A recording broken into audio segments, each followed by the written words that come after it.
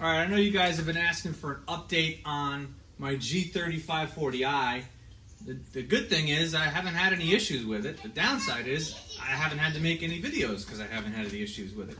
But we are having a slight hesitation upon acceleration, and I'm kind of suspecting that maybe I need new spark plugs. We just hit 75,000 miles, so today we're going to change the spark plugs out, and I'll show you how to do it.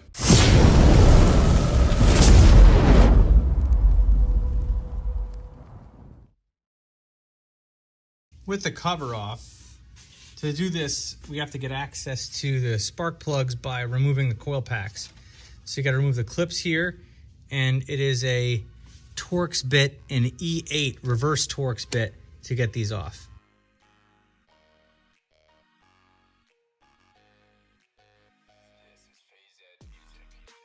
To actually get that spark plug out, you can't use a regular socket. They actually have a 14mm thin socket. If you don't have this, you can't do it.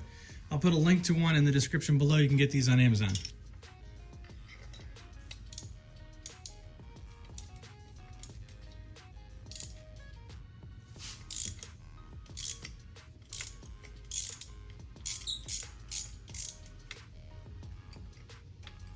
They shouldn't be super tight going in or coming out, and they shouldn't be super tight going in.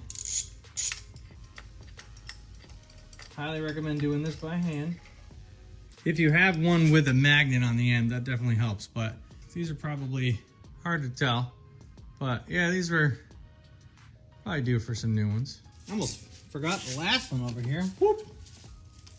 All the way tucked in the back. Just gotta fold it up.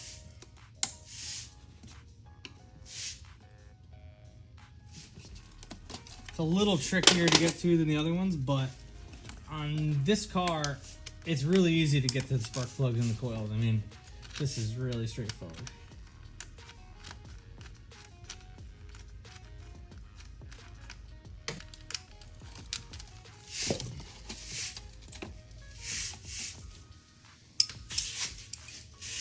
I like using one with a swivel on the end of it. It just helps get into tighter spots, especially in places like this.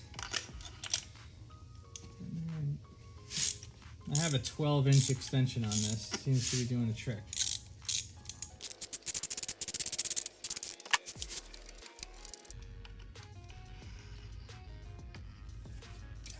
All right, now we'll put the new plugs in.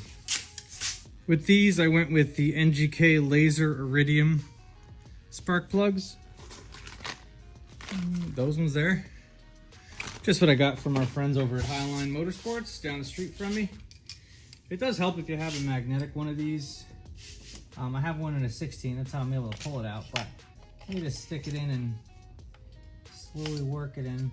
The key is to do this by hand so you don't start cross-threading it. Start feeling it go in. And then you don't have to tighten them down like crazy, you just kind of a little bit, nothing crazy. More than hand tight, but not crazy. Like, do that, and then I'll just take a wrench and maybe a quarter turn.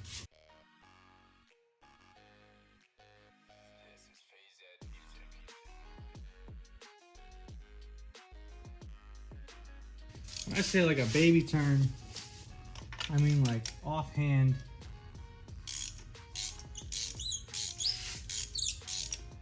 Like that. That's all she needs.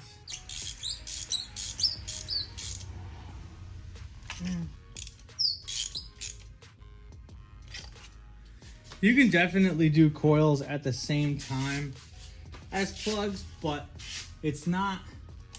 These coils are really good. The only thing I'm gonna do is I'm just gonna put a little bit of dielectric grease in it, just in each one, just so we know we got a good connection to the new spark plugs. I don't even know if that is like spec, but that's what I'm gonna do.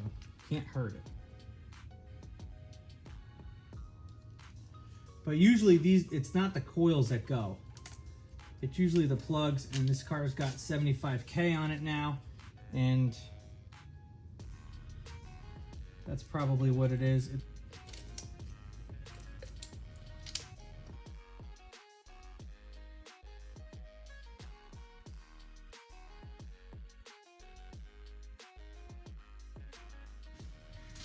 Just gonna make sure I got all the connectors. The yellow piece on the top just clipped back on nice.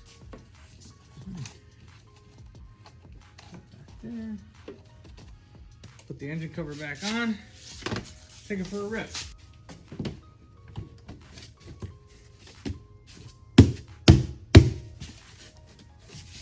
That's it. It's pretty straightforward. Just gotta make sure you get the right tool.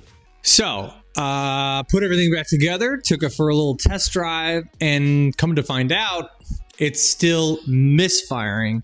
But I had to try to think about it differently here. So it was misfiring only when I took off, not under load, like at driving 30 or 40 miles an hour if I put it in 6th gear and see if I can make it make a move. So that leads me to believe it's actually not a spark plug problem because they're brand new, and it's not coils because coils would also misfire under load.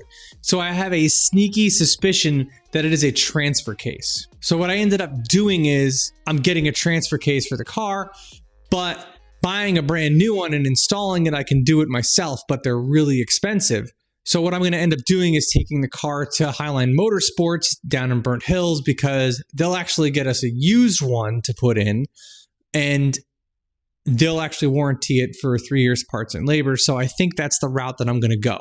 So come to find out, transfer cases are actually a pretty common failure on 3 Series, 4 Series, 5 Series, X7s. They use the same transfer case in their smallest cars as they do on their big cars like the X7. So this is something you definitely want to watch out for if you're going to purchase one of these cars. Now for me, unfortunately, the car's way out of warranty, so I have no choice but to buy a new one. And we want it to last longer. So we got one with like 40,000 miles, and hopefully this transfer case lasts us a long time. You can't just buy the guts for them. You have to actually just get a transfer case. They don't sell you the guts to rebuild it like you could on like my Mustang or something. So this is the first major issue I've actually had with the car that's actually going to cost a significant amount of money and something that I don't really want to do myself. So stay tuned on the outcome to how that's going to work out. And I'll make sure to make more videos on the car as often as I can. I know you guys like watching videos on the 540i, but the thing is, I just don't have any problems with it normally, so I haven't had to make any videos. But I will be making more videos on it going forward, so stay tuned to that. And if you can't wait until next week's video, make sure to check out these videos that I already have ready to go.